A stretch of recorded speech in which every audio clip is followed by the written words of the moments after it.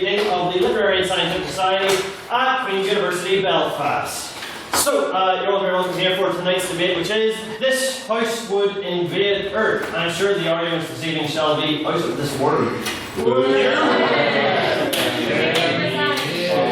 Getting early on these, alright? So, we shall begin with any announcements we have, and there are quite a few as we near this time of year. Now, as Obi-Wan Kenobi once famously said, I'm not brave enough for politics, but there were this week, as some of you may have been aware, student elections going on at Queen's for all these various things, and so we shall please extend congratulations to our very own Miss Chloe Ferguson, who was elected the Women's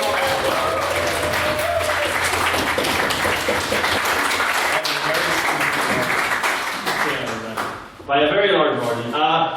So she is the women's officer for next year. Oh, we traveled with the campus that day. You were so hyper. Like, you were so As I said to you at the time, I drink about 1.5 litres of Coke every day, so that wasn't an abnormal amount of sugar for me. But so, yes, other announcements we have are big AGM next Tuesday. Everyone excited? Yeah. Yeah. So, for anyone who's not aware, the AGM is where we do our constitutional amendments and, more importantly, our elections. And it is next Tuesday at, what's the start time, Matthew? I believe it's 6. 6? We going with 6? We will. Yeah, the very good. No, I mean, is that when the room's booked for? Because you know I haven't checked. I believe so, yeah. Maybe about halfway to kind of set up, but 6 is like what we've on the web page. Cool. So, it is 6. Thank you.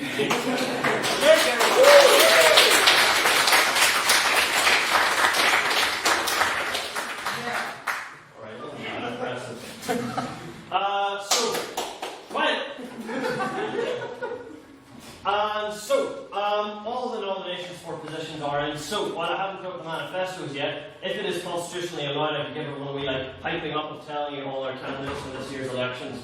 Is that permitted? I believe you can, yes. Because nominations are in. Alright. So, I'm going to go from the bottom to the top and tell you who is vying for all of the jobs at this year's AGM. So, gunning for the position of social officer, which will be rebranded as events officer through our amendments, as I previously noted to, we have Mr. Conor Patrick McArdle.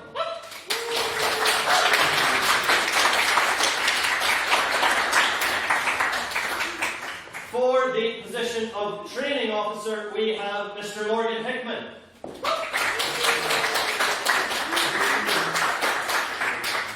And gunning for the tech officer, that's actually done through interviews, so I don't think I will say that. Oh. And we will ratify the successful interview candidate next Tuesday, so you can all have that to look forward to. For the position of outreach officer, Mr. Mark Gilmore.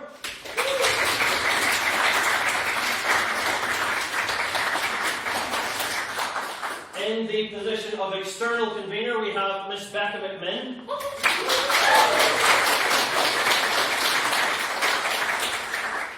Gunning for the internal convener, we actually have a contested election this time. Going for internal convener is Mr. Russell Nairn, Mr. Hulkin McSparran, and Miss Becca McMinn.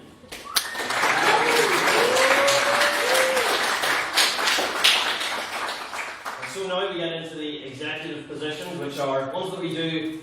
The running order of the AGM itself will be we do the 3 executive elections first. After that, we ratify any honorary life members, which is its own thing, and then she'll move on to the rest of the elections. But gunning for the position of treasurer, we have Mr. Matthew Bryson.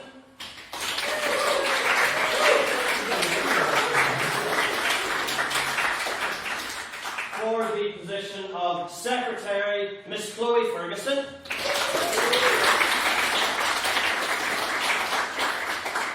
And someone to finally put a little bit of respect back in the president's role after I thanked him to leave. Going for that position, we have Mr. Matthew Bradley and Mr. Russell Nairn.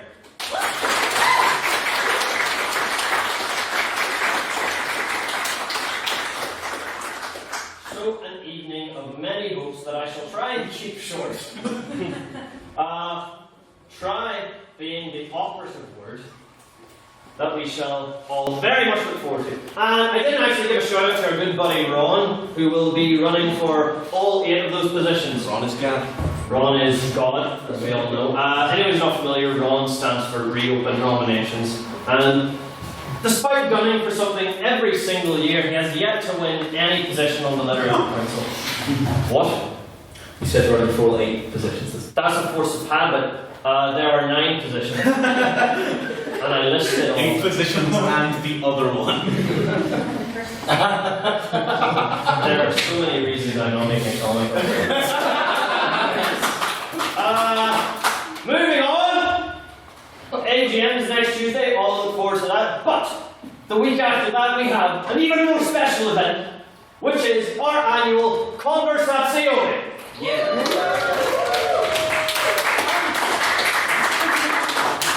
Anyone not familiar with the concept, is our formal that we have every year, which will be in Ulster Reform Club on Wednesday the 20th of March.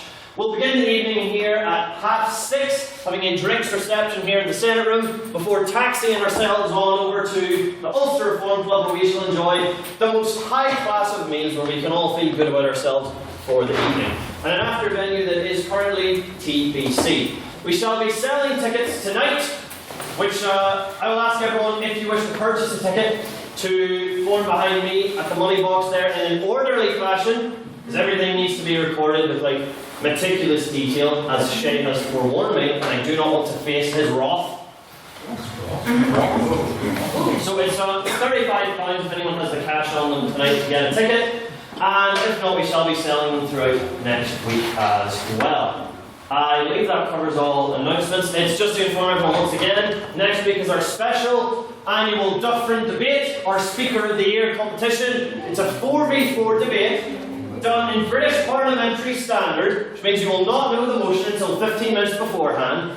And if you are judged to be the best speaker of the evening, not by the regular members, but by a panel of our esteemed members forming as judges, you will receive the Duffering Medal for Speaker of the Year. But is there an actual medal? No, it was lost years ago. But in spirit, you will have a medal. It is a spirit medal. Yes. That should wrap up all announcements. If I can find where my gavel landed. Oh. Hope someone got that one taken. That one's going on my TikTok. At any rate, I do now call up, please, to read the minutes of last week's meeting, which was... This has to be like Asia. I literally could not remember that, I'm sorry. To read the minutes of last week's meeting, which was this House will legalise euthanasia, please do welcome him up, your secretary, the honorary life member, all around decent chap, Mr. Matthew Bradley.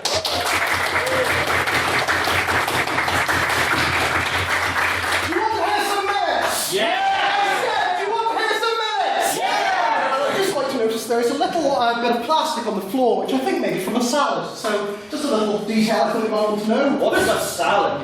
I have no idea. I have no idea what a salad is. Are we clarifying about what salad is? No, we are not. Carry on. Okay. The 20th ordinary meeting of the 170th session of the Queen's University of Belfast Literary and Scientific Society took place on the 28th of February 2019 and was attended by over 30 members. In the weekly announcements, President Dobbin congratulated our outreach officer, Ms. Chloe Ferguson, for running an overwhelmingly successful skills competition, which was not only sponsored by the National Trust, but also featured a careers fair in the Students' Union, and for the first time ever, surplus pizza! Yeah. The President also announced that the annual Conversazione will take place on the 20th of March, and the tickets will be up for the weekend. The Conversazione truly is the most fun you will have all year. Got plans that evening? Cancel them. Been asked out on a hot date? Kill them. Been struck down with a horrible illness that would prevent you from going? Just get better. Truly, it is the greatest event of the year, and you're all invited. Minutes happened, and then it was time for some private members' business, which was opened by Mr. Zach Scott, who brought up recent stories of the Moon Challenge, which had been reported to be a hoax. Ms. Bagger McMinn noted an instance of a child in the kids' club she works in crying upon seeing the picture, and stated that parents need to be more aware of what their children can see on the internet. Mr. Toby Vinson echoed this sentiment, proposing a debate about young people's access to social media.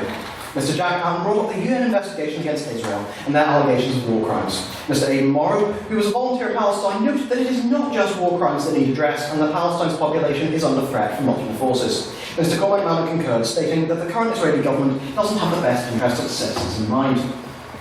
Miss Brigitte Sweeney mentioned Donald Tusk's remarks that it would be acceptable to end Article 50 if no deal was accepted. Mr. Matthew Bryson expressed relief that Labour are finally taking a position on Brexit. Mr. Toby Vincent asked if we want a second Brexit referendum and used the word plebiscite, which made him sound really clever. Mr. Jack Patton, noting Mr. Bryson's comment as bait, stated he understood Labour's position because of their voting base, and Mr. Luke Braithwaite noted complications of Remain winning a second referendum as legislation which has already been passed would be repealed. Mr. Dolan then put a backstop on private members' business and opened up some President's questions. Mr. Tiernan Cook asked the President whose photo he would utilise for target practice. The President claiming, there are many directions I could go with this. Evidently, Mr. Dobbin has a long list of enemies, but at the very top, the most evil and disgusting creature in existence, Oscar from 2004 computer animated comedy film Shark Tale. Mr. Jude Perry asked the President how his coursework was going. Mr. Dobbin questioned, how is my coursework going?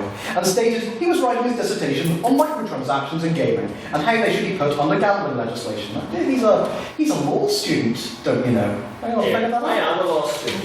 Oh no, that was the joke. Didn't go down well. You know, often when I'm doing these minutes, this isn't written down well, I'm reminded of a story of an entertainer from the 12th century called Roland the Farter, who would perform in the court of King Henry II every Christmas, and his entire act was he would jump in the air, whistle and fart at the same time. And that is often how I feel at the front here, just trying to entertain with something with very little merit.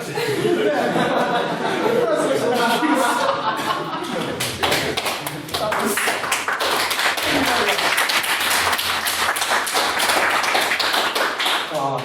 That dissertation on medieval literature will sustain me somehow. Then, the President introduced the night's debate. This case would legalise euthanasia.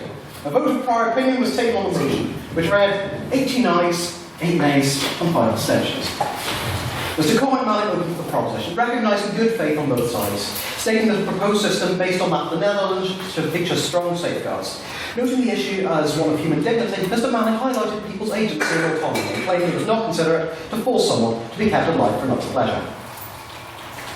We'll try this evening. Mr. Colin Lockhart opened for the opposition, noting the case study of Daniel James, a 23-year-old man left paralysed after a rugby game. Mr. Lockhart stated that all disability rights groups in the UK oppose euthanasia, and questioned the reason of introducing euthanasia into a society with a depression epidemic.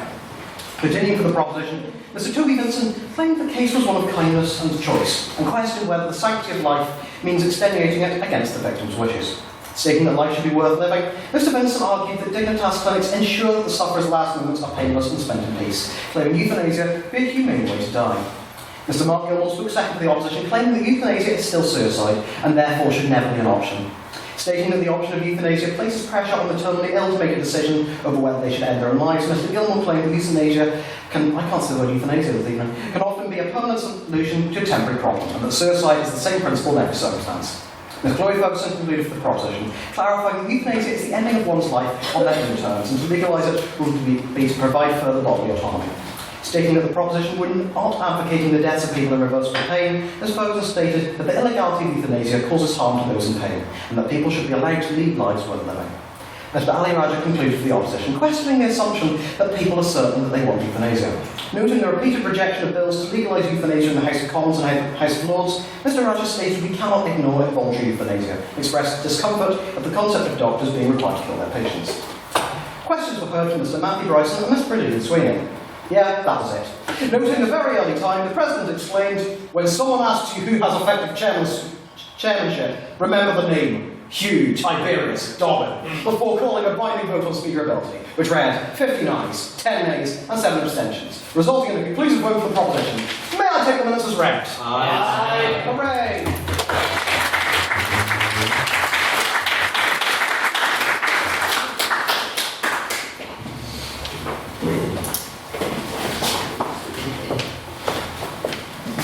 Alright then, ladies, gentlemen, and other alien races that do not conform to human binaries, it is time for the private member's business. which is where anyone in the audience can talk about anything that's going on in the world today.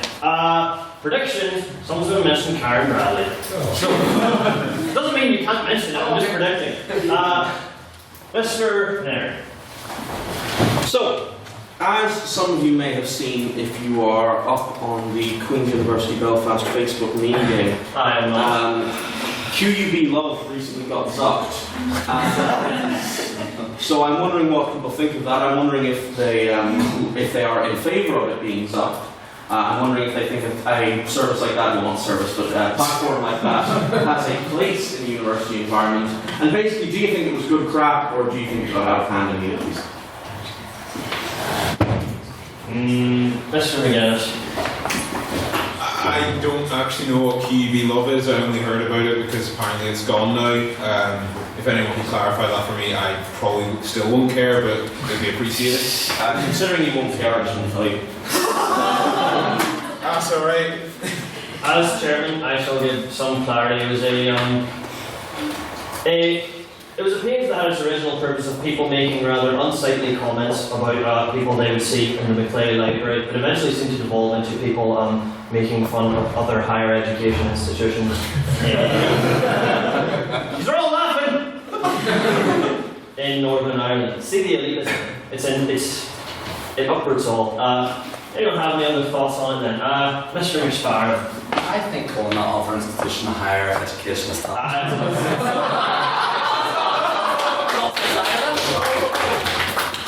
I'm very close to having to use it, so flip sake. Anyone else have any thoughts on this? Yes. I'm just devastated that, where am I gonna post like where I find hot dudes like in the Maclay now? Like it's a tragedy. You could use it. There are hot dudes in the Maclay now. Apparently. Unlikely. Or maybe now the hot dudes have no reason to go to the Maclay because they will not be noticed. Obviously, it's a multifaceted problem that I'm sure shall affect vast swathes of the population.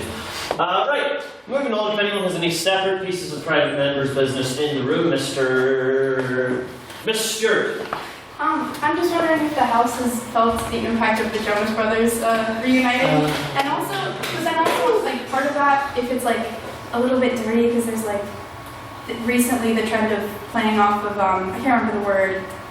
Like our former things that we loved as children coming back. Yes, nostalgia and like playing off of that. And I wonder, like, do we feel like the Jonas Brothers are here for good reasons or are they malicious intent? Here to corrupt mankind. The Jonas Brothers and Westlife are back now. It's the hell or high water at this point.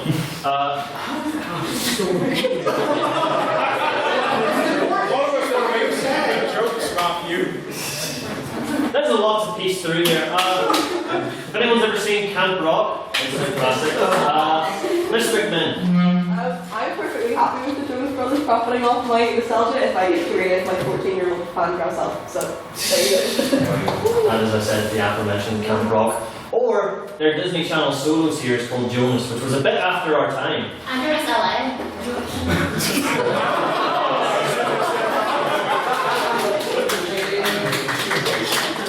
Apparently a bit not after all. Mr. Braithwaite. I would just like to say to the whole house that I hate the Jonas Brothers with all my Did one of them not have a solo career for a while? Was one of them not like He makes some bad Nick was his own thing? So was Josie at the end. I don't know. Anyone else have a piece on this? Miss Ferguson. I don't know, guys. Like, our society is just really bad right now, and we sent that SOS, and they responded.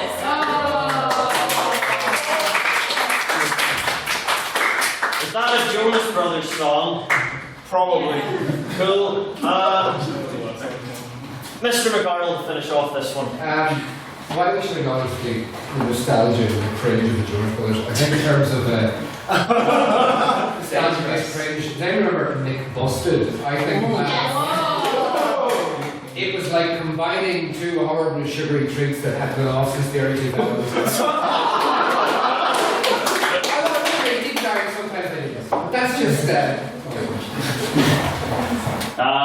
Jonas Brothers, they're back apparently. Jonas Brothers are back, Westlife is back, Aladdin is back in quite horrifying fashion. Shrek apparently is also coming back, so always this will be for a separate piece of private business. I'll go to Mr. McConnell because you can have it first. Keeping with the theme of nostalgia, Karen Brady's comments today, legacy killings and troubles, and to bring it back to the serious level, I'm very frank here, right around the fucking appalling. I thought that was absolutely shocking. And I don't believe it's from a crude or mean place, it's just from sheer ignorance. And it's a sheer ignorance that has been very, very evident in the past number of months in terms of British and Irish relations. And I'm just interested in the House's thoughts on her comments, but indeed the issues of legacy as we as society continue to move on to try and ensure peace. The British government, ignorant, unheard of. Any thoughts on that in the room? Like, ignorance from Karen Bradley isn't really surprising, considering that when she first became Northern Ireland Minister, she was surprised to learn that sectarianism still plays a part in our elections. So I mean, you know, like when that was, if you know, so you know, the fact that that she still has her job should be a surprise, but in this current Conservative government, it really isn't. When you can remember that Chris Grayling hired a ferry company that didn't have any ferries, and that, no one's killed Jeremy Hunt yet. So it's it really says a lot. Like it's terrible, but it's not really shocking. Anyone else have any comments on the state of things, Mr. Nair? We must consider the political position that NI Secretary is, and indeed the reason you get put in it. It is quite simple. NI Secretary is the kind of place you put politicians so that you can put them somewhere. It's like if you have a politician who's not quite good enough to get an important job in the government, you find a position like that to put them in where they're out of the way. It's kind of the equivalent of putting that pack of sausages at the back of the fridge and hoping you're going to get back to it, but in reality you never want to touch it again and you just want to pretend you have it stored. Karen Bradley was put as NI Secretary, as most NI Secretaries usually are, to just get them out of the way, because the British government has continuously shown that it doesn't care about Northern Ireland. It doesn't want to have a competent person overseeing Northern Ireland, and it's just a job to put people in so they'll stop complaining about party advancement. Presumably not even the nice sausages. We're talking like Hafner's, Dockerley's. Hafner's are nice. They're not. They're far too salty. That wasn't me trying to make any political comments. I just wanted to make a funny quip about sausages. You are forgiven. Mr. Regan. Is this separate? I know you have one for a second one. Comments. This is also on the subject of nostalgia, of horrific things exploiting our nostalgia. Has anyone seen the new design for the new Sonic movie? I mean, because you remember the legs of horror, like the profile of it, there's the legs that just dug into your mind and refused to leave. And now it's worse. We've seen the whole thing, and his gloves are just his hands now. Like, that's a thing. The shoes are really weird. Like, his eyes are wrong, like morally and just like from a design perspective. Like, I mean, I want to know anyone else's thoughts on this, or if they're just trying to process it still. I'm trying to gauge from the room how high a level of interest there is in Sonic. Because it could greatly vary. Mr. Scott. He also has blue arms, which also doesn't agree with the original design. Of the we've all become art experts now. Mr. Braithwaite. I would just like to say there's been so many successful interpretations of Sonic across lots of different forms of media. Of all things that they could have went with, they went with that. I think that's what it calls them. Mr. Nair. Here's my hot take. We're all gonna die. So, the ultimate reality is that Sonic is not being designed for you. You are not the target demographic for Sonic anymore. I question that. You may insert yourself within that demographic like an unwanted packet of sausages at the back of the fridge, but you are not the kind of person that these soulless marketing executives are thinking of when they create these monstrosities in the back of boardrooms. The reason we see characters like Sonic be continuously rebooted and redesigned is to appeal to children and to sell games to children and to sell films to children. I will assure you that people complain about new Sonic games and complain about how they're too easy, they're ridiculous, the gameplay is too simple, Sonic looks weird. When in reality, Sonic is a very popular character amongst children still, as a result of the fact that he is so continuously rebooted and redesigned and remains in their cultural consciousness as a result. You are giving so much attention to Sonic and just increasing his power. When in reality, people are going to continue enjoying Sonic regardless. I think because it isn't your Sonic, and because your Sonic still has its place, stuff like Sonic Mania exists, but this kind of thing is not for you, and you should accept you are no longer the target demographic for it. For anyone who's not aware, Sonic is a blue hedgehog that runs fast. Oh yeah, yes, Mr. Yes. I'll accept that I'm perhaps the least down for the kids human being to ever live. I'm still not entirely clear what Fortnite is, but I'm not sure what that has to do with the fact that his hands are part of his skin now. That's not oh, you're not with it. No, this is objectively horribly designed and just disturbing. You saw the legs, Russell. Did you see the legs? Saw the legs, No, but yeah, that's not oh, you're just not with it, Daddy-O. No, that's just bad. That's just horrible. No, go back and forth. And I formally close the discussion on Sonic the Hedgehog, because I feel like the level of passion for him is really different amongst different people in the room. I will end this piece of business on the fun fact reel that Sonic the Hedgehog's personality was modelled by Sega after that of Bill Clinton. That's their official statement on it. I don't know. Right, I'll go for one more piece of private members' business, if there is one. Go to Mr. Sorry. What are people's opinions on the recent controversy of the casting of Will Smith as Venus and Serena Williams' father in the biopic being made about them? I am not familiar with this controversy. No one knows. That's very niche. Oh right, this is on BBC News. Essentially, he's considered to be not dark enough skin tone to be their father, and people are going, should it have went to a different actor? Anyone's thoughts in the room or not? I'm not going to give my own thoughts, but we will close out the private members' business anyway, because the next section always goes on longer than I think it will. Speaking of which, in space no one can hear you meme, because now it's time for the President's questions. So, any in the room at all? Go to Mr. McArdle.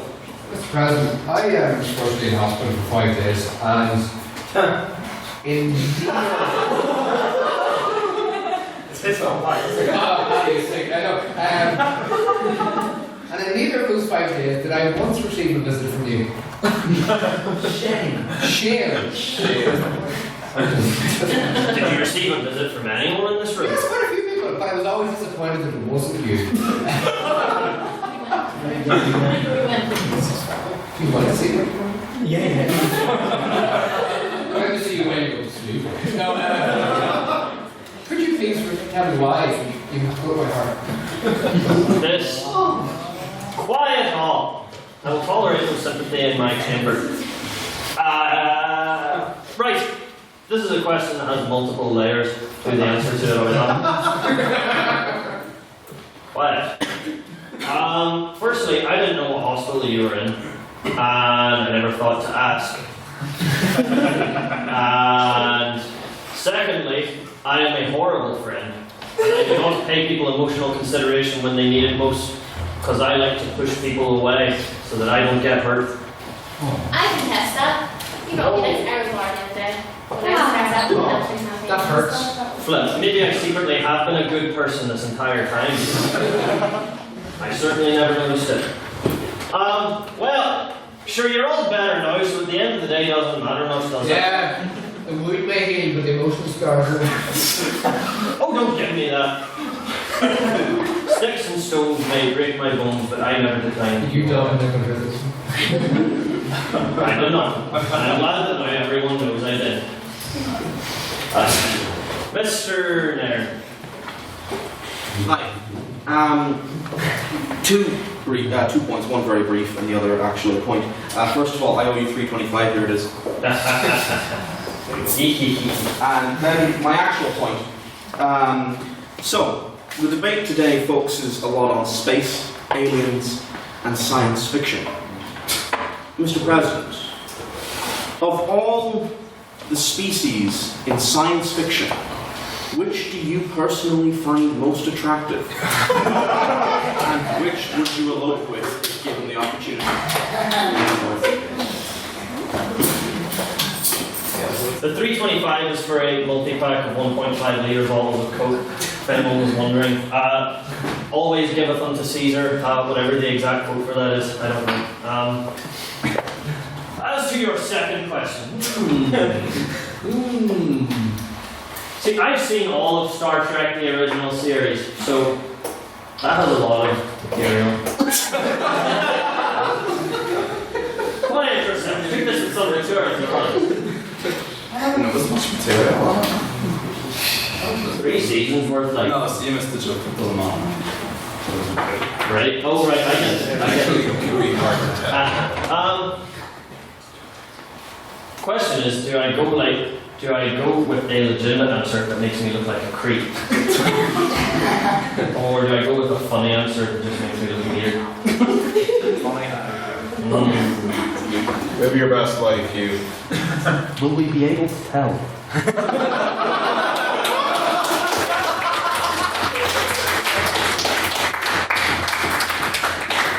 If you ever can. I want to give a witty answer to this, but it's one that has so much scope. You know, the entire universe is worth. But if I had to pick, I'm going to go with the alien invaders from Scooby-Doo and the Alien Invaders.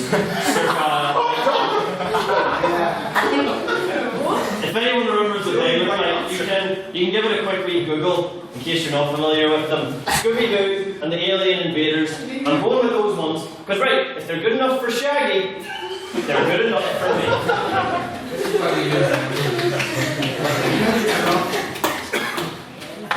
That is my final answer. Nice. It's in. And I may, upon listening back on the recording, resign promptly. So, any other questions in the room? Mr. Scott. On the topic of science fiction, if you could have any colour of lightsaber between blue, green, purple, and of course red, which one? Who here in the room considers themselves a lore master of Star Trek, Star Wars, sorry. Quiet! So I'm going to go with, I'm going to show my true colours here. I'm going to go with the dark saber from Star Wars, the Clone Wars, and Star Wars Expanded Media. For anyone who's familiar with it, there's a lightsaber that is black. And it's like it's like a symbol of like Regency in Mandalore, isn't it? Yeah. You get the dark saber, you're like the king of Mandalore. So going with the dark saber, it's a lightsaber, but it's black, which is the absence of light, but that's what makes it cool. Mr. McCardle. I think it's sort of slum bring the science fiction territory, so to bring it back to sort of the lads. I think you see that they just display last night. What story? So layered reference. Think about Arsenal, the other trying to look up. Arsenal are playing tonight against Rennes. Who's playing tonight? Arsenal are playing tonight, not Newcastle. I know that's the joke. What was it, a sports question? Did you see the football last night? We're risk of losing a lot of members here. We keep I was an unwitting observer because the football was going on and I was trying to get a pint before like the SU election results thing. And like, thanks. what? Yeah. And so because of the football, it took me longer to get to the bar than I normally would have. And I saw someone ordering wine at the bar, And I just thought that was weird. Brave, really. Because I just think you don't really go to the speakeasy to order a bottle of wine. I don't know, that's just my perception. Anyway, so I did not see the football, but was I rather unwittingly an observer of it? Yes. So take that, anyone who doesn't think I'm a well-integrated sports fan. Any other questions in the room then? Mr. Patton. I was just wondering if the President is aware of the campaigning, or of the campaign by a certain DP member to become the representative for the Botanic area of Belfast City Council, and the leaflet that they used in the past week, promoting such views as local homes for local people and taking back control on immigration. Do you believe this has helped build up a certain level of xenophobia in loyalist communities? Can I answer that question by remaining politically neutral as a better? No, I cannot. But I'm going to try and think of an answer.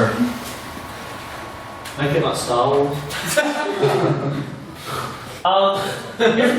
Last year, my good friend Shay Glasgow, who some of you know, did like a presentation comparing Hobbesian theory to that of the operation of the Galactic Empire. So I'm sure someone can make similar analogies if they so wish. Not that I'm expressing an opinion on the matter, but good for thought, if nothing else. I think that was a satisfactory answer. Perfunctory, if nothing else. Mr. Manning, yes. So, continuing on the theme, when we were at UCC, us debating types held a model galactic senate, modeled the galactic senate and tried to keep the Republic together amid the fissures of the impending Clone Wars. Does the President think that a similar model galactic senate would be successful in humans? Put your hands up if you join a model galactic senate. Can I be George? Is it a power sharing model? God damn We reported 3 in favour of a model galactic senate, though I trust.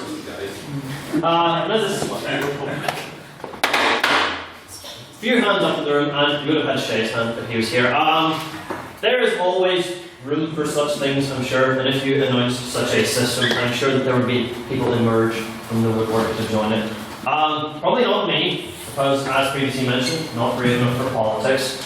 I'd probably wind up more like Palpatine and just throw the entire Senate at people, if you're familiar with that scene. So, yes, that is my answer to that. Hands keep going up, and we still have time, I believe.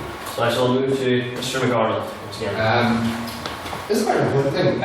Go flip. Mr. Shea Glasgow promised me there would be jumpers or tops that were themed coming up before the end of the year. And I'm just asking the President as to what is the progress in that, and is there any word in that? Because that is the important stuff. I'm busy, Connor. Flip me. There's an AGM next week, there's a formal in 2 weeks, I ain't got time for that. If you want hoodies, get themselves. How many custom made in there? You could. What tried? Right, I'm here as a volunteer of my own free time. I ain't your father's, okay? I'm going to give you nothing.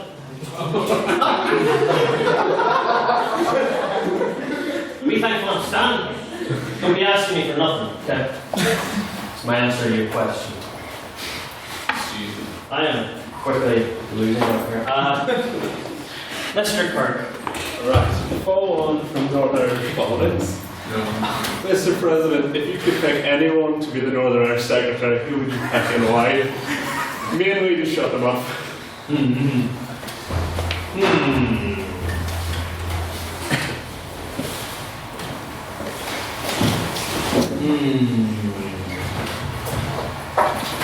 Here's the thing. I've been stuck on this news story for the past week. It was a town in Minnesota which for about 14 years running elected this dog as mayor. What I'm getting to, his name was Duke. He was elected 3 times. So, a bit of a dynasty going on. And passed away just last week. Very unfortunately, all sad reacts for Duke. I would probably suggest then a similar position for the Secretary of State for NI, because they'd be able to exert their power to a similar degree. They'd be far better at bridging the sectarian gap in Northern Ireland. And yeah, that's my 2 reasons. So get on it. May. Gonna have time for me like one more. Mr. Nair. In that case, Mr. President, I'm wondering if you would be willing to open a motion to the House reading, "This House sends its condolences to Minnesota upon the death of Duke." Here, here. Here. Yes, I mean, gladly. It may not be Minnesota. That's what I thought it was, but like that'll need a fact check afterwards. But anyway, this House ripped Duke. This House sends its condolences to the death of the Mayor Dog Duke. So, if you would vote in favour of sending condolences to the late Mayor Duke, raise your hand and say aye. Aye. Is this unanimous there? Oh, it's not. Those dog ears over there. This is the most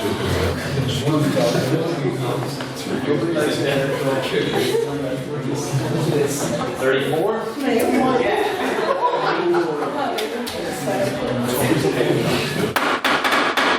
And if you want to be that one guy and vote against, please raise your hand and say nay. And if you wish to vote abstaining, please vote nay. Right, some of these are just not moving. Alright, Mr. Matthew Bradley, will you read me back the vote? The vote reads, on this House sends condolences to the death of the Mayor Dog, such a beautiful phrase, the death of the Mayor Dog Duke. 34 ayes, 0 nays, 0 abstentions.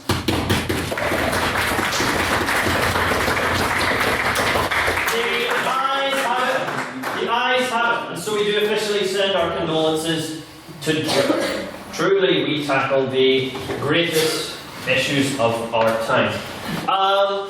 Before we move on to the prior opinion, I just want to.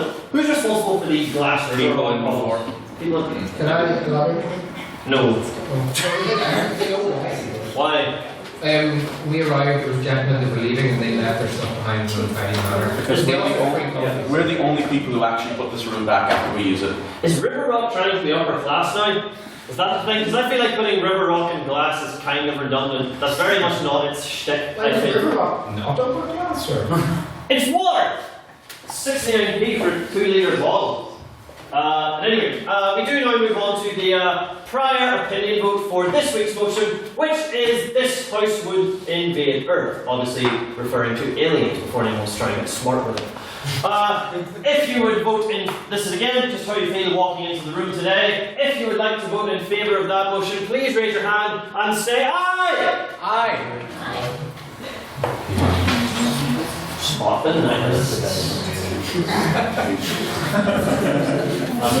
I'm done, you're a dead man. 14. And if you would wish to vote against, please raise your hand and say nay. Nay.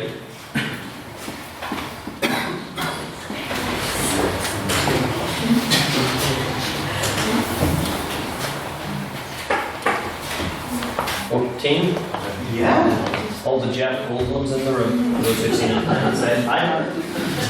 And if you wish to vote abstaining, please raise your hand and go nay.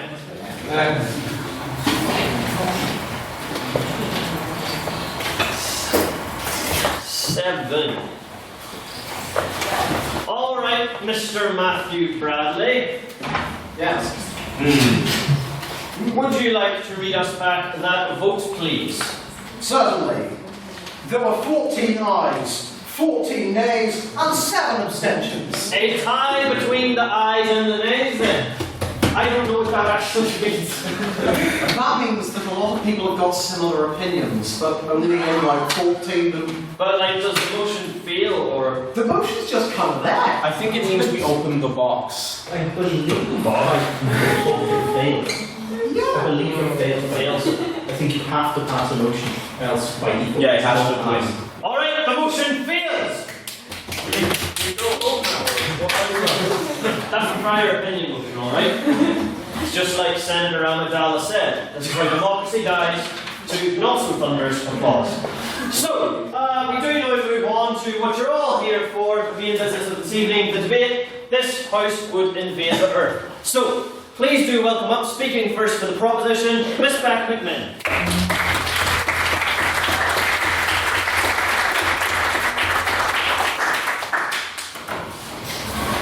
Okay, one thing before I start, I just want to apologise for how genuinely grim I sound. I've contracted a rare form of space alien cold, okay?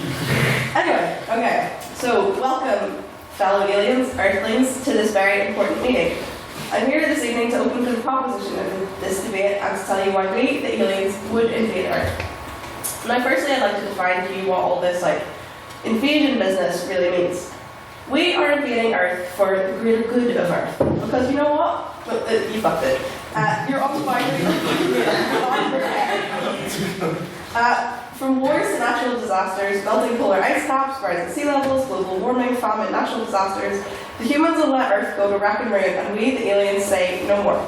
The humans are only now beginning to realise that they have a short time left to fix Earth, but we, the far more intelligent and developed aliens, believe that humans just won't do it. You've had your chance with the Earth and you messed up, so, invasion. Now, you might wonder whether the humans have any choice in this invasion. Well, to put it lightly, not really. We don't want to hurt the humans, but you must surely agree that humanity has made pretty much no good decisions. On that point. No, thank you. Billions of years of long history. This one is being made for you in the form of our invasion. But we aliens are setting up this debate about Earth's invasion in a very democratic manner. After all, don't we have a committee of humans present? We're not enforcing our will on you per se, it's just that you don't have the power to fight back, and frankly, we know better. On that point. No, thank you. We're here for Earth itself. It's resource rich, and we can use those resources better than the humans did. For ourselves, yeah, and for the greater good. On that point. No thanks. Okay. So we know you may be wondering, what does this invasion mean for you humans? Well, the opposition, I'm sure, would have you believe that our invasion would mean the death and enslavement of all the humans. No, it doesn't. Like I said, we have no desire to harm the humans. We're simply taking over Earth because we can do it better. In fact, the opposition in this debate would see more harm than the humans. By not invading Earth, they're neglecting to save humanity from itself. By leaving the humans to their own devices, it's the opposition here who would see humanity suffer, maybe even die from all On that point. What's more, through invading Earth, we can basically solve humans' global conflict. Given that we're even having this debate, it's clear that the aliens have the ability to invade Earth. Do humans have the ability to invade other planets? Nope, not that I'm aware of. So we must agree, therefore, that our technology is far superior to Earth's. So surely then we can use our own technology to solve the energy crisis on Earth, not only solving the slight issue of global warming, but also basically eradicating any need for war. Like, why would anyone on Earth need to fight if the alien invaders could provide access to clean energy and a sustainable food and water supply? That's just one of the many social benefits of our invasion, as my fellow alien Jess will tell you about in her speech. Sure. Would you be willing to clarify, O Empress, the value we place upon A, humans, and B, Earth as a planet? The value that we the aliens place upon. Why do we care about it? We care about Earth because it's a resource-rich planet. Thank you. It's very valuable to us. We care about the humans insofar as we respect them as another species of our galaxy. Like I said, we have no desire to hurt them. So on that point, I suppose, what are we going to do with the humans? Well, one option is for us to take over Earth and offer the humans a whole new planet while Earth improves under our control. Think of it as a kind of planetary spring cleaning. When someone finishes their tenancy, the house needs cleaned before the next tenant comes to live there, right? We have to make sure the house doesn't get destroyed, because that would ruin its value, right? And that is one of the economic benefits of our invasion, which Pippa will explain later in her speech. So that pretty much sums up my argument. We're invading Earth for the greater good of the galaxy. And that is why I would urge this alien council to sign with the proposition.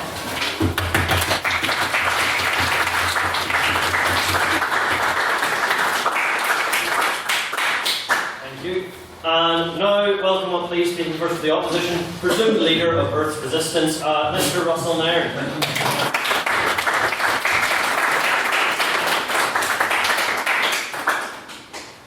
If I was secretly an alien leader, and I assure you I'm not, an invasion of Earth would be quite possibly the stupidest thing I've ever heard with my 14 tendril ear nodules. Over the course of this speech, I'm going to point out why, for a species advanced enough to perform interstellar travel, invading and occupying a planet like Earth is literally pointless. This is due to the fact that there are better places to gather resources, that living on planets is kind of an inefficient thing outside of sentimentality, and that humanity isn't all that special in the grand scheme of things. Once I have proven this, my two partners will then go into detail how even if we take these aliens on their level and find some illogical and esoteric reason to invade Earth, how it is still ultimately not worth the effort. Come on and slam, and welcome to the jam. The space jam. Because if aliens wanted Earth for its resources, space jam is exactly what we would become. Science fiction has presented us with a human exceptionalist view of the universe, in which for some reason aliens constantly want to invade Earth to harvest its resources, whatever that means. The issue of this always fails to address is why the hell are you aliens wasting your time enslaving a population, landing on a planet and mining, when you in reality could just mine asteroids or blow chunks off the planet and take what you need? If these aliens are interested in resources, then the best place to start would be the asteroid belt, where most of the resources actually are. Water, heavy metals, whatever you want, you can find it by mining asteroids in the system, and then you can use those resources to build space stations which are much more efficient to live on, as I'll go into. Even better, when you're just mining asteroids, you don't have to bother with the energy you have to expend to get things into orbit around the planet, because the gravitational pulls are much weaker. Hell, we can take that logic even further. If aliens wanted Earth's resources so much, you have a much easier time just blowing the planet up and picking through the debris and disregarding humans entirely. It makes things so much easier. You don't have to worry about getting stuff into orbit. But then where do you live if you blow up the planet and gather its resources? Another misconception these aliens and science fiction give us is that a spacefaring future involves everyone living on colonized planets that are either shielded against the elements or terraformed to the host's needs. The reality is that for a species capable of crossing light years between stars, living on planets is kind of pointless. Even making the pretty big assumption that the aliens can biologically survive on Earth, why would they live here when they could just take Earth apart and use it to construct big space cylinders that are tailored to their exact evolutionary need? Go ahead. You're really being very assumptional here with the level of technology of the aliens. So let's say they're from maybe only 20 light years away, then having the technology to surgically dissect the planet is highly Okay, I take your point. It is still going to be far more efficient to mine asteroids, even in that case. And I'll go over multiple levels of technology later in my speech. You either invade and colonize a planet you never evolved to live on, or you waste a load of energy every time you want to put things in orbit, or you just mine asteroids or take apart planets and asteroids and use those resources to build hundreds of thousands of rotating cylindrical habitats right next to the sun, so you can live in environments specifically tailored to you, and then collect all the energy from the sun to build your civilization and further continue your expansion out to other systems. No thank you. With this in mind, an interstellar empire, the only real reason to live on planets is sentimentality for where you came from. And sure, this is a reason for them not to dismantle something like their home planet for resources, but when you get something like Earth, which they have no attachment to, they'll almost certainly just go for the more efficient option, maximizing resources and economic acquisition whilst disregarding local populations, as we've seen in empire behavior throughout history. Finally then, we have the biggest misconception science fiction peddles at us as to why aliens would bother to invade Earth. The idea that humans are somehow special and valuable amongst life forms. Any potential we have for uniqueness ends at the title of this motion. Assuming there is other intelligent life in the universe, we are not special and not worthy of exceptional fascination. No, thank you. I'm going into that detail. I know what you're going to say. We're not worthy of exceptional fascination. Any species capable of interstellar travel is going to be significantly more advanced than us. This ranges from slightly more advanced, in regards to crossing like 20 light years, to vastly, vastly more advanced if it's coming from further away. And they will likely view our society and social structure in the same way we view groups of monkeys. Sure, they might want to study us a bit, but they can get just as much scientific value out of kidnapping a few hundred of us, setting up an artificial Earth-like habitat, and observing our social behaviours. The notion that they might want to enslave us for use in manual labour is also kind of equally absurd and pointless. Yeah, go ahead. We are not the only inhabitants of this planet. This is invade Earth, not destroy humanity or invade humanity. Why would, if you were an alien, would you not be interested in the duck-billed platypus? I take your point. In that manner, in the same way, you literally just kidnap a few hundred, put them on an Earth-like habitat and watch them. You can also do all sorts of funky experiments where you interbreed them with your life forms and create like zebra monsters. This gets even worse for us if life in the universe is common. So instead of us taking a few of it aside and dismantling the planet, if life is really common in the universe, there's a chance aliens are just going to view us as a potential competitor on the galactic stage.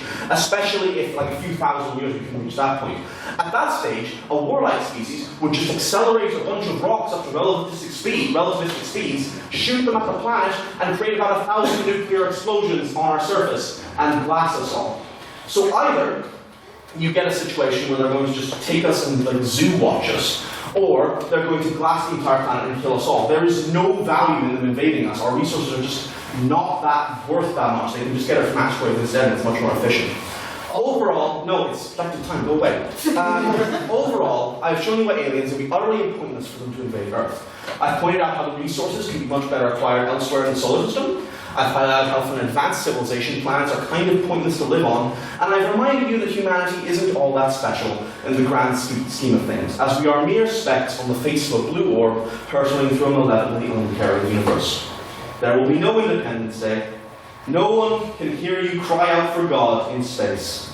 We are not special, and we can expect no humanity from that which is inhuman. Thank you very much.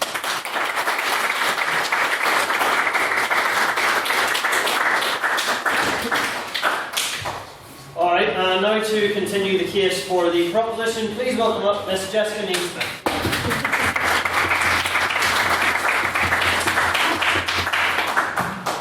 Let me get my timer up because I am incredibly unprepared as I normally am.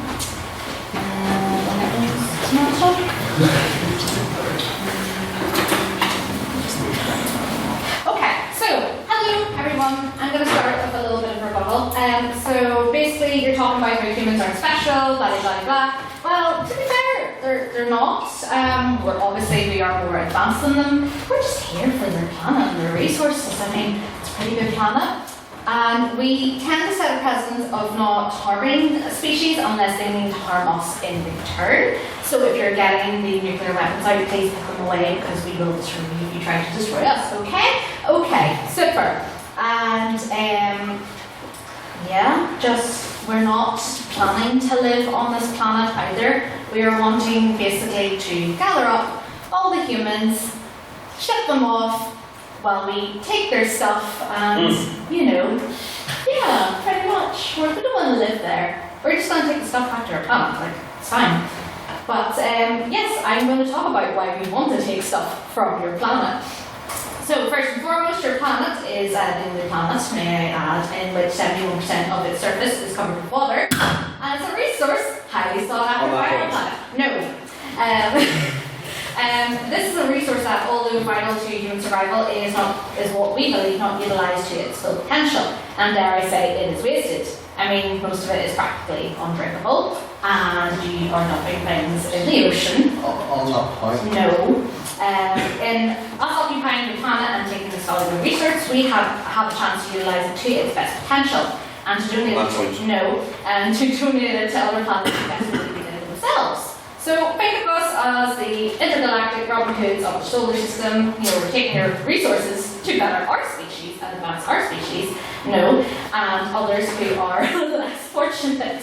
After all, we need a little bit of compensation to help, the planet thrive. Anyway, Why we need this water? No. Sorry. Basically, we've got a disease in which, our head starts to swell and swell over a period of time. The alien with the big heads, yeah, that's why. And it affects around 50,000 of our species each week. If we could gather water from Earth, a resource scarce from other planets in our solar system, we'd be able to start treatment for those affected by our disease and possibly make a huge advancement that we can possibly cure. Please. For just free, alien spiegels a month, you could all make a difference to this horrible disease. Please come see me after for sponsorship. We really need the donations. Like Alien Becca said over here, in our invasion of Earth, you are basically, we're not coming to murder you. Basically, if you get in our way, well, that's your fault. So basically, we have two choices. We've not ultimately decided that the fate of humans is to die in, we're not just going to come down and be like, we're going to kill you all, and that's fine, that's it. I mean, we're heartless, but we're not that heartless. Rather, you decide whether you have the choice, basically, whether you would like some temporary accommodation, we're going to put you in an old ship and ship you off, while we clean up the place and gather some resources and stuff like that, or whether you prefer to stay on the planet while we're cleaning up and be cleaned up with it. Take what you will from that. You may think such choices are quite limited, but yet there's many planets, many other places that politicians are actually willing to ignore the will of the people, and where people don't really have a free choice. Really, we're being quite kind to you here. Some might claim we're playing God, but are we playing God? Yeah, I mean we are. And to be fair, this is coming from people and humans who would like to place magnifying glasses above ants and watch them burn a horrifying death from the sun for fun. Okay? As an advanced race, we only seem to play on such an issue because we know what's best for the planet. We are advanced enough and smart enough, basically, to know what's best. No thanks. And after all, humans throughout history love their gods, to the point where they put absolute faith and trust in them, and claim, well, they control several aspects of life itself. Humans obviously tend to project their desires and reasonings on such higher unseen beings, so why should we, as an advanced species, who can help planet Earth and help the humans, be given the same acceptance and the same faith put in us, but and pretty much help benefit the rest of the solar system. Yes, so to conclude, our invasion of Earth will reap the rewards for our species and other species, but mostly our species. And surely, as being from the planet wanting to eat Earth as well as ourselves, we should do just as much and basically what's best for the planet and for humans. So, thanks.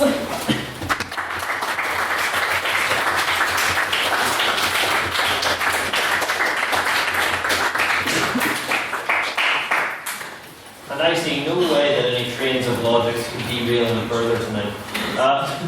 Speaking secondly for the opposition, please welcome up Mr. Tiernan Kirk.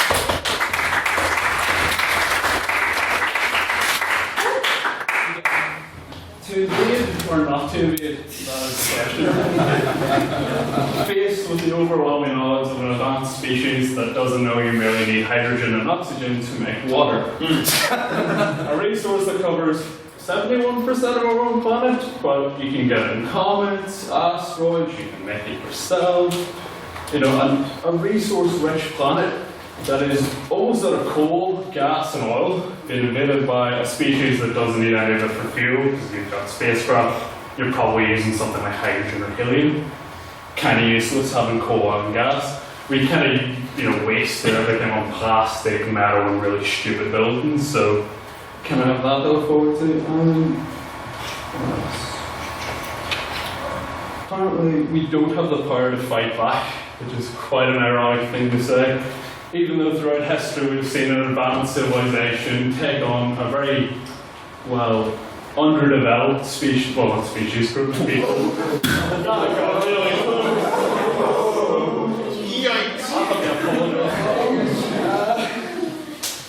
Group of people or civilization and come off worse for wear because if I'm quoting it correctly, it's a fundamental fact of man that when faced with its own extinction, every and any alternative is preferable.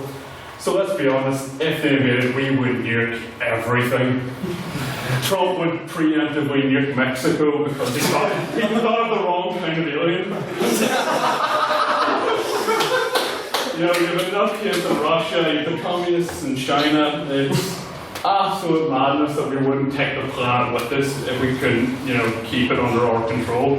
The idea that we'll simply take humans, put them on a different planet, like leading cattle from a field to another field, where we freshen things up, is a bit, you know, optimistic, is anything, but... What if the aliens like want us to nuke the planet so they can like take the radioactive chunks and sell it, and they're like just going afterwards like, Jesus, suckers, like, aren't they, you know? Alright.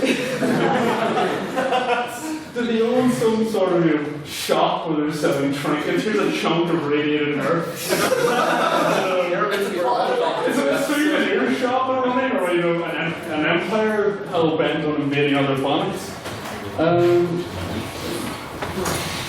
Also going back to the idea of fighting back, this is, even though we're outgunned, outnumbered, you know, technologically inferior, we have romanticized this notion of a last stand, this final gasp of, you know, a heroic civilization in the face of overwhelming odds who will happily die and give their last, then sit and be oppressed, you know. You have the Scots against the English, Stalingrad, the Alamo, trying to avoid massive disaster, bought time, turned out to be a huge victory for the Texans. Not to mention in popular media, Independence Day, phenomenal film, not really, pretty terrible. As well as Space Jam, which is going to be my joke, he took it. As well as the likes of, you know, the Mighty Ducks, you know, faced with overwhelming odds, going to lose, come back and win. And even in combat, our environment, we know it. They might not prefer it. You know, they might not do well in deserts and rainfall, whatever. And the idea as well that it would give us an edge on a conflict on a global scale if we got all our resources together and fought a single threat. You have to spread an invasion out over an entire planet if you wanted to win. And even then, if you did win, what would you do with humanity? As slaves, we're kind of useless. We're not, you know, the same species that built the pyramids.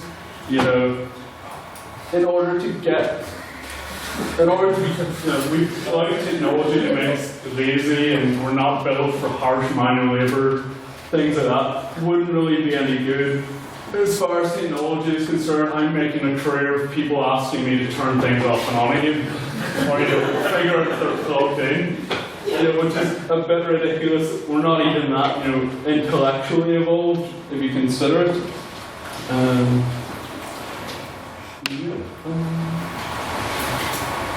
I'm going back to my previous point about nuclear power, because they're not great crack, and not many things can survive them.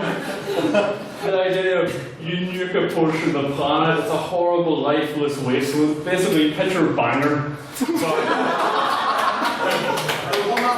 With less inbreeding and a lower unemployment rate.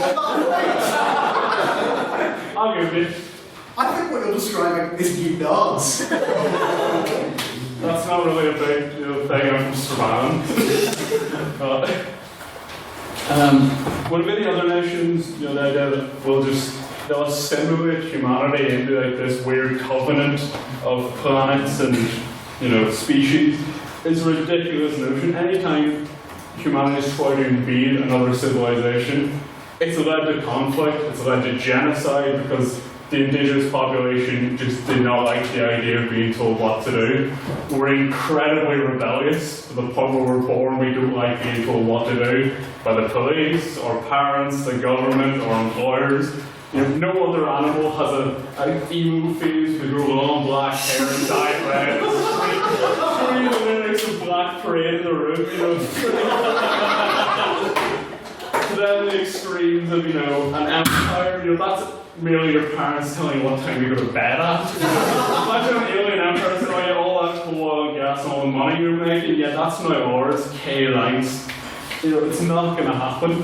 There's going to be a war, there's going to be conflict, there's going to be destruction, and the planet they invade today is not going to be the same planet they'll have tomorrow if they do win. And at the end of the day, we would burn through all the resources that are left trying to hold on to this planet. Wouldn't be worth anything to us if we won. Wouldn't be anything worth anything to the humans. The animals would probably all be dead. We've been on a planet of darkness and ash and all the destruction. Really not. It's not going to be useful for anything. The water will be polluted, like the already is. So drinking that's probably going to kill you.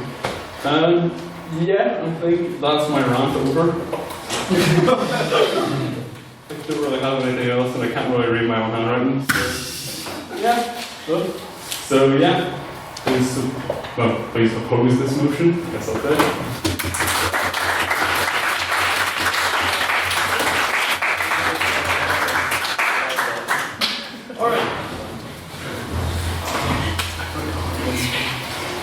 Quiet, everyone, please.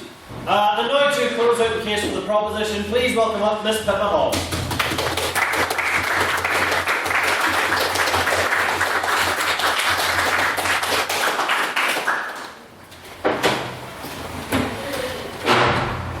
So, there has been much talk of chunks of rock. And how can we make money from chunks of rock? Why are chunks of rock good fun? Let me tell you. But first, we're going to have a bit of a rebuttal here. We've had so much talk on the asteroid belt and the asteroid field and how we can take so much water from this. But let me tell you, that is hard to navigate a ship through at the best of times currently, okay? If we obliterate those asteroids right now, if we obliterate them into small little smithereens floating around in this somewhat ambiguously stable situation, we will not be able to move any vehicles through that area. Interestingly, though, I wouldn't have anything to disagree with the notion of having these floating spheres in which people reside. I say people, aliens. I think that's a great idea. Thank you for the blueprints. We will get up to it. So, on to the main point, right? Money, money, money. Are we money mad? Maybe. Are we making money? You bet. Invading Earth opens up many opportunities for the galaxy to gain wealth through property, through market values, jobs, and even where we can just save money and the fuzzy, wuzzy, buzzy bees. Humans love bees. So, there are multiple economic advantages to be had. We're going to look at, as I've said, the property value. The planet itself is located very nicely within the galaxy, a cheeky 25,000 light years away from the centre, giving that desirable position of not being the centre, where there's like a huge, massive black hole, but not being a bit too rural that you're just out of the trend. It's a desirable place to live.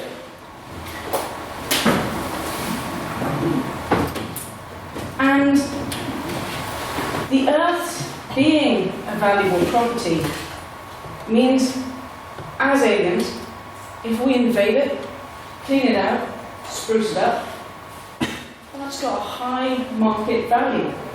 It's called free real estate.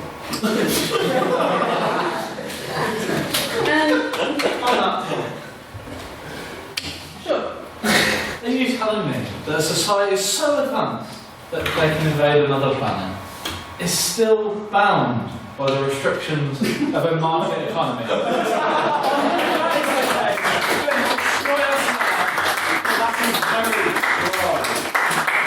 you worry, I will get on to the exact market that we are catering this thing to.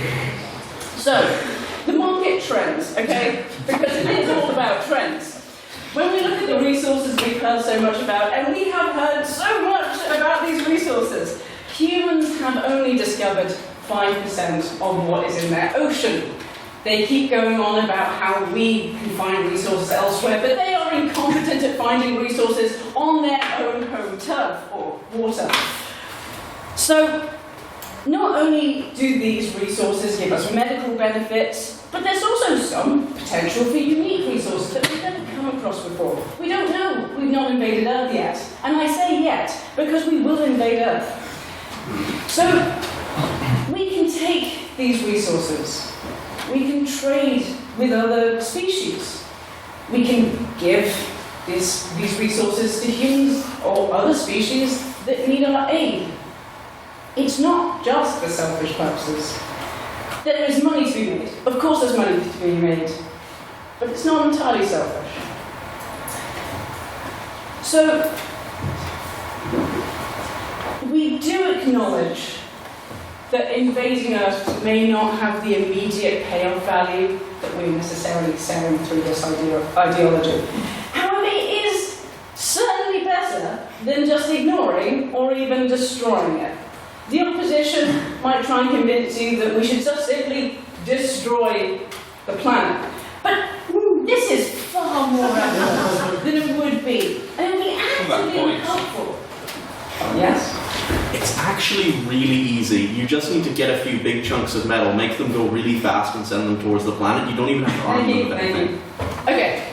He says it's very easy. I'm sorry to intergender, but I assume, sorry. You say it's very easy, but you, as a human, are just selfish. You do not appreciate the cleanup costs, the paperwork.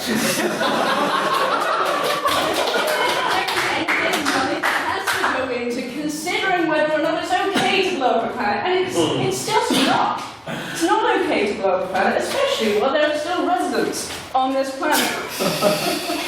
It's insanely irresponsible, okay?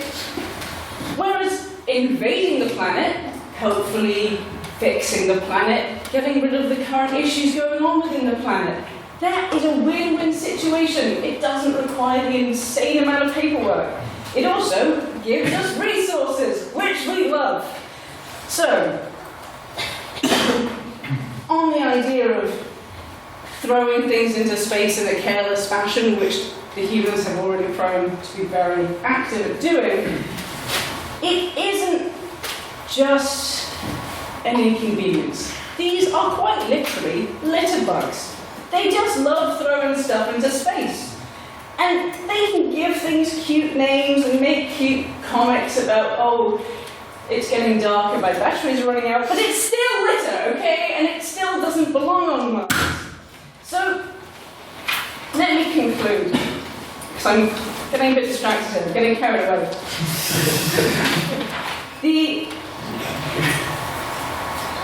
The act of invading Earth will allow us to preserve Earth in the way that humans will always remember Earth.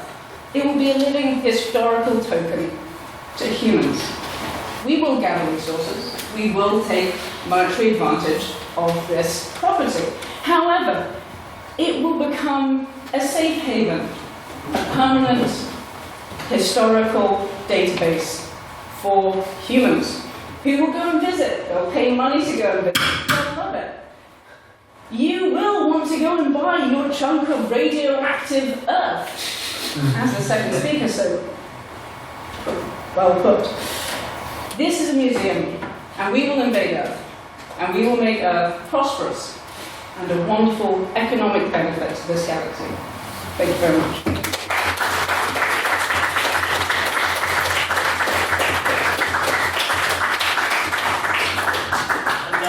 Please get a second round of applause for was Miss Hobbs's maiden speech.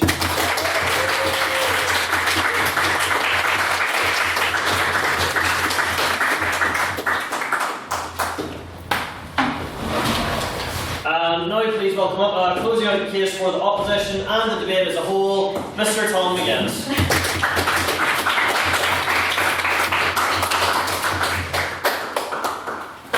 So I'd just like to begin with a very quick piece of rebuttal just towards Ms. Hobbs' argument that asteroids, or it's difficult to mine asteroids because it's hard to navigate. Firstly, Inyaloda, which is a reference no one here is going to get. And secondly, asteroids are actually really far apart. Star Wars is actually fiction, astonishingly.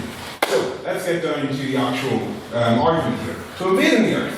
just be a load of faff, really, wouldn't it? As Tyrion has established, an invasion, even by a technologically superior species, would be vastly expensive and would likely result in the loss of a fair number of lives. And as Russell has mentioned, even if an invasion is successful, a planet is actually not even the optimal form of habitation, and invading it is the least efficient way of using its resources. You all ever played Stars? Oh, never mind, wrong trade. Anyways, let's say you're just really into plants, right? Like, weirdly into plants. Now, it's safe to assume that this hypothetical alien species of ours is invading Earth, and they probably have the same requirements we do, nitrogen, oxygen, atmosphere, water, that kind of thing. But the thing is, there are dozens of other planets in the same solar position as ours, with, presumably a few of them having the same atmosphere, and as far as we can tell, aren't inhabited by sentient life. You were saying, Earth's a pretty good planet. Is it? Is it really? I mean, we all like microplastics because they're everywhere. We don't even know what they are.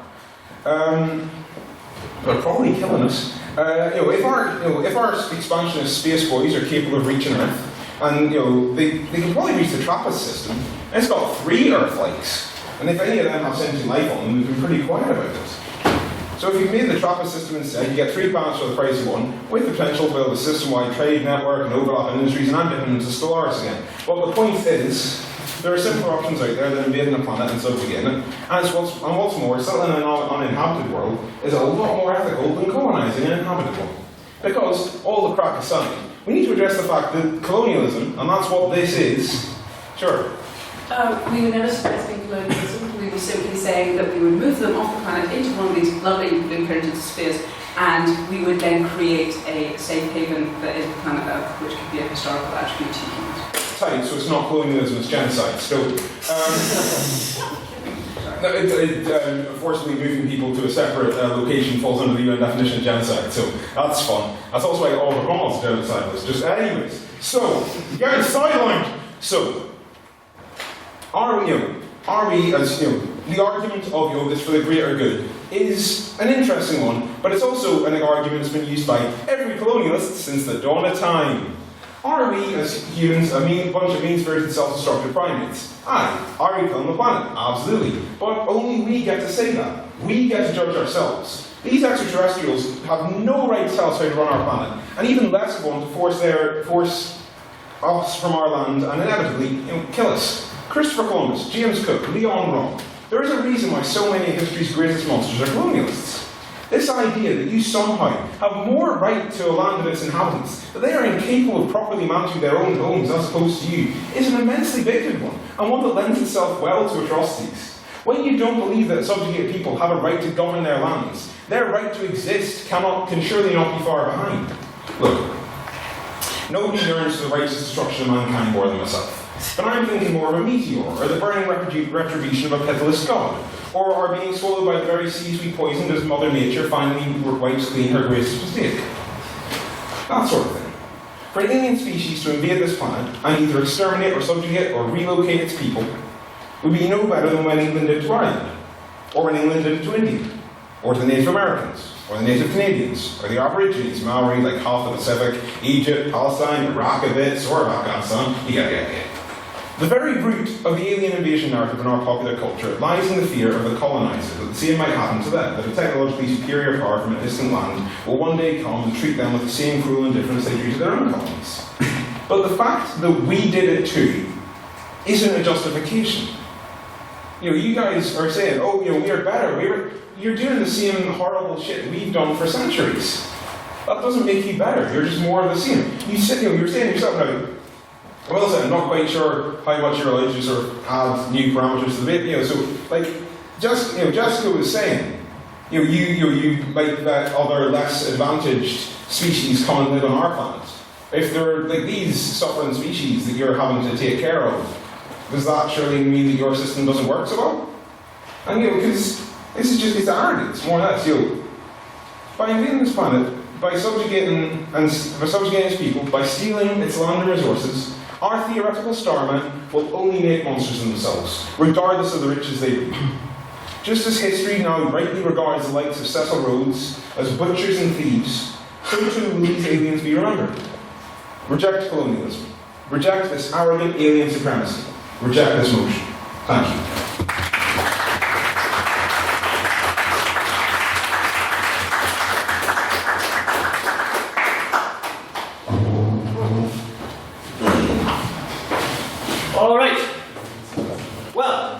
starman waiting in the sky, and now it's question time. So, we shall go firstly, as we always do, to any questions in the room for the proposition. That is this side. And I spy with my little eye Mr. Hubble over there. I'd like to ask how indeed you would plan on invading. Would it be through a massive attack through nuclear missiles or rocks floating through space or massive metal, or would it indeed be by replacing the monarchy or top leadership positions with your fellow alien species? How would you plan your invasion? Captain Marvel comes out tomorrow. It's based on a very similar concept. I'm not distracted. So, what is your question? How on earth are we going to exactly invade? What's our strategy? Let me tell you. So, we're very passive. Like, as much as we like to be gods, we are pretty passive. And we are wanting to give humanity a choice. We are going to arrive in wonderfully large ships, probably with nice cheap water drive, because he's like a water drive, and we're going to beam or project our loud voices down to Earth, and we're going to say, hey, you guys are going to have to shift for a bit. Is that okay? And humanity then has a choice, and they say yes or no. Humanity says no. We will just go down and kill them. We will. But if they say no, then they get taken to a lovely safe haven, and we then turn their planet into another wonderful safe haven full of very wonderful flourishing resources and species. Thank you. And the opposition wish to respond to that point? No, So, a few things to clarify and go upon. First thing, in regards to the original question, I think you can classify hurling rocks at a planet as much of an invasion as Hiroshima was invading Japan. It isn't an invasion, it is just a total destruction. To go on to the actual response, you actually just described in your initial thing basically the plot of an Arthur C. Clarke novel called Childhood's End, which is quite a good novel, but it's a rare example of where an invasion would actually work. But if spoilers are the reason the invasion works is because of magic, I'm not going to classify it as something actually viable.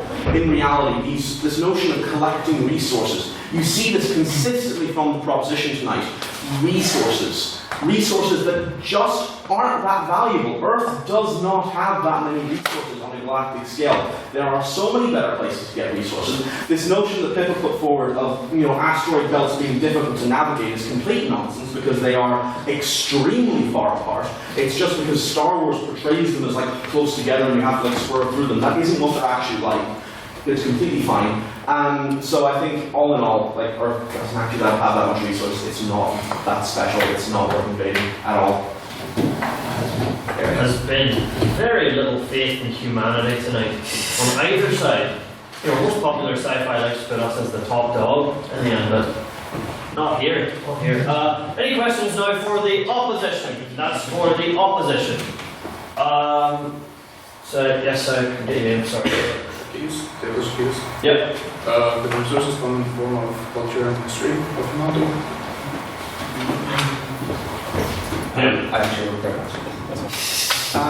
Yeah, sure. Like the resources of humanity can come in cultural and like historical thing, which can be far more easily acquired and can be stored on, I imagine, an alien USB drive because they'll have better memory storage.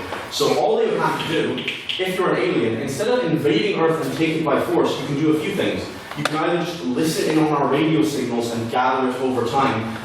There's that future amateur of the aliens like a few thousand light years away, or like a few decades, 1,000 light years away actually, listening to American sitcoms that have just reached them because they've been broadcasted over the radio. So you can listen in to signals and get them that way. You can spy on like governments. You can kidnap humans and take the resources that way. Or instead of invading, you could just ask. Like, I think if I was like a world leader and some aliens showed up and were like, yeah, can we just have like copies of your culture and we'll give you our culture in return? I'd be like, sure. Have Shakespeare. We give it out for free for people. Now we give it to people for free anyway, so we may as well give it to aliens. These Earth debates make no sense. Why doesn't Russell, the tallest human, simply eat the other species?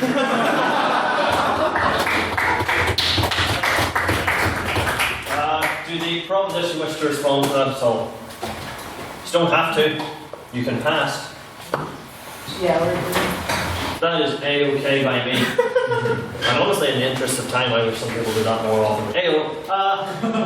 Now we have that ever-important abstaining point. Questions is directed to neither side, if there are any in the room. There he is again, Monsignor Christopher Hubble. It's that boy. On you go. I'd kind of mentioned it in a POI with the first speaker for the opposition. Those guys have neglected the fact that we make up a very small percentage of the number of species on the planet. I think there's like 1 million ants for every human on the planet, and ants are only one species. So, ignoring humans, how does the rest of the planet, in terms of living creatures, influence your side of the island? Proposition to respond first.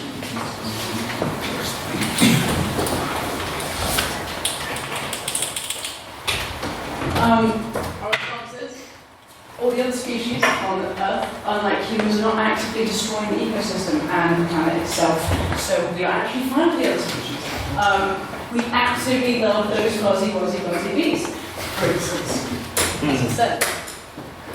For anyone who was at the school's competition last week, we were handing out like little bees that were in old bags we give to the school children. And it also came with a pouch of seeds for which. What? Oh, I thought I was like wrong with these. All of the bags we were giving to the kids came with a like bee-friendly pouch of seeds to plant some bee-friendly flowers. So the litterific is definitely pro-bee. Hey, we didn't vote on that. You're right, we didn't vote on that. So what motion? We're not I literally can't at this point, I think. Anyway, opposition to respond to the question. I mean, like, as we've already established, like one of the inevitable results of Earth getting invaded is us firing on nukes all over the place because we're a bunch of lunatics. So if you actually have any level of concern for these fuzzy wuzzy bees and the other fuzzy wuzzy animals and less fuzzy wuzzy animals, you should probably just leave it alone. So I would support an alien invasion if they were only invading for the purposes of the earwig population. Yeah, I'm putting my personal support behind that. Earwigs out. At any rate, on to any questions that exist for the proposition. That is the proposition. I'm going to say it one more time. Proposition. No? Oh, Mr. Straw. So, if your plan is to take the humans off Earth and to another planet, what do you think they're going to do to that planet? I kind of talked about that in my speech. I said this is basically to give them a second chance not to completely destroy their second planet and hope that they've learned their lesson from Earth. Opposition to respond? We've had like 30 years to learn our lesson from climate change and we still haven't learned a damn thing through more or less obstinate ignorance at this point. And, you know, aside from it, and as I previously mentioned, the taking all the humans from their planet and putting them on a different planet would still be, you know, genocide, so that's obviously not great.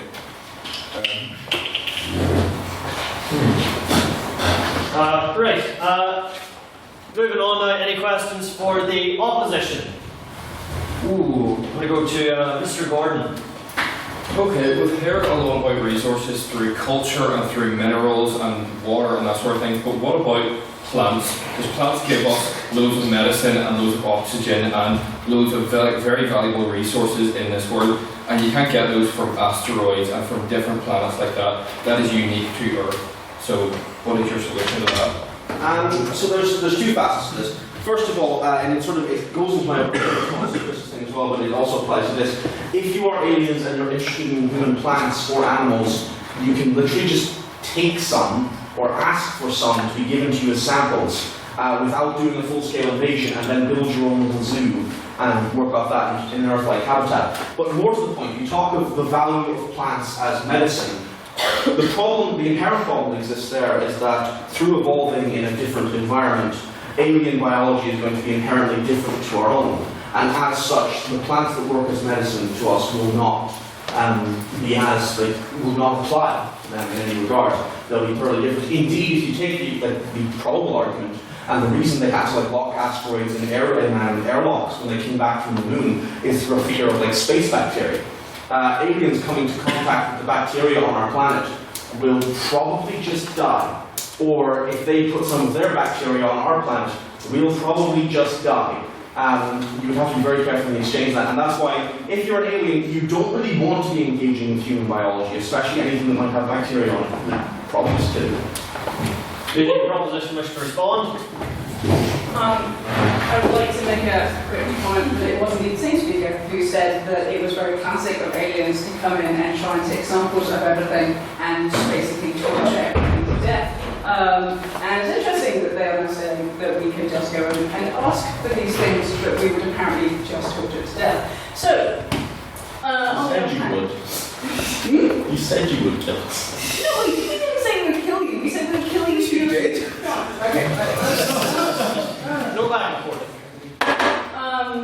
So, I would intrinsically agree. Those resources are entirely unique to the Earth, and maybe as aliens we are not able to necessarily ingest them and have the same effects as they do on humans. But that doesn't mean they aren't fascinating in their own right. It doesn't mean they aren't useful resources in their own right, because how do we know that they wouldn't in fact be useful for other species? We could trade them, for example. They are still very useful, very unique resources, and therefore still very useful for us as aliens. If anyone wants to do further research on the importance of Earth plant life to aliens and their invasions, do check out the 2005 historical biopic Chicken Little, which has a lot more information on the subject. So, we now move on if there are any more abstaining points in the room, which I will repeat again, because is a frequent issue for people, is a point that is directed to neither side. No? Oh. I'm not calling you again, you did the last one. Mr. Bryson. One thing that hasn't really been brought up today, which I think is possibly an interesting factor, is how do you reckon humanity reacts when spaceships literally fly across the surrounds? Green men just popping to Washington DC or London. How do you think humanity reacts, and how does this affect your plans? Or just land crossing. Fruit and milk and everything in between. I think we react similarly to as in Chicken Little.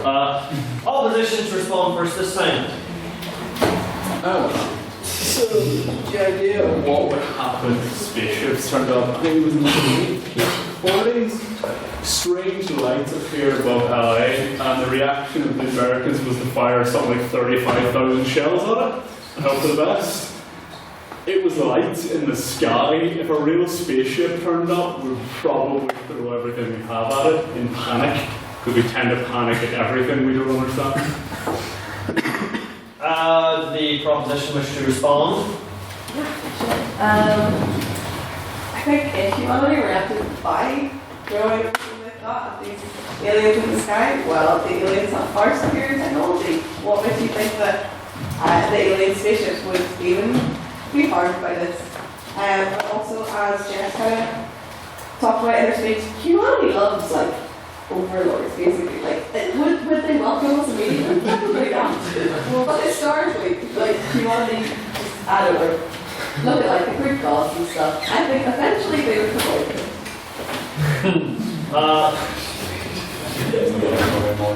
So we could go for one more round of questions here, or we could just wrap up. What's the feeling in the room here? It's up to you. Is go for another round or go for a vote?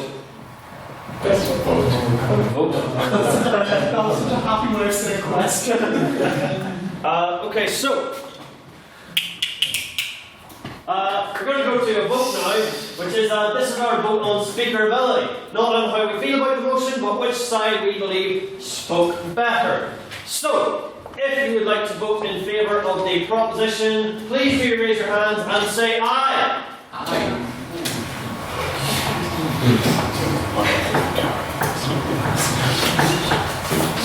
Probably assume Jessica would vote for that. Yeah, go for 9. Unless you got more than that, as you often do. No. Were we the same this time? We went the same. Oh, that's pretty sweet. If you wish to vote for the opposition, please raise your hand and say nay. Nay. How to improve both animals and competition.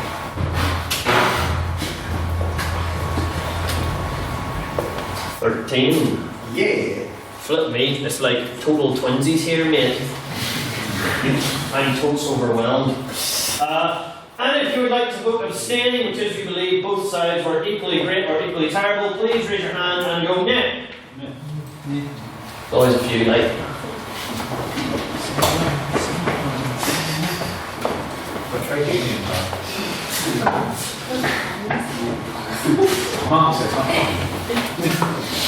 Alright. So, Grand Overlord Commander Bradley of the 170th Garrison, would you please read back to me that vote? Yes, I could. The vote on speaker ability reads 9 ayes, 13 nays, and 4 abstentions. The nays have it then, the nays.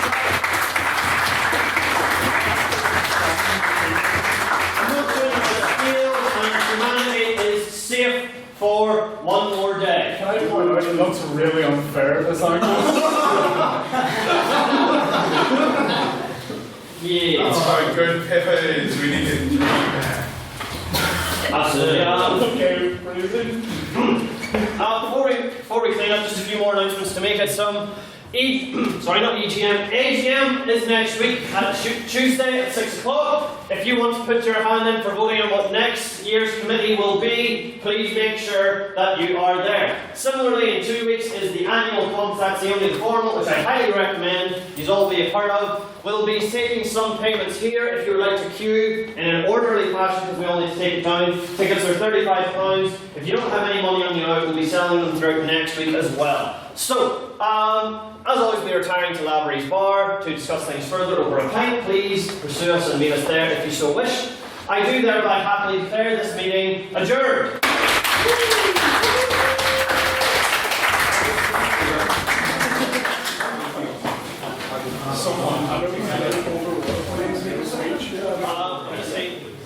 Is anyone paying for a ticket now? Anyone at all? Or are you just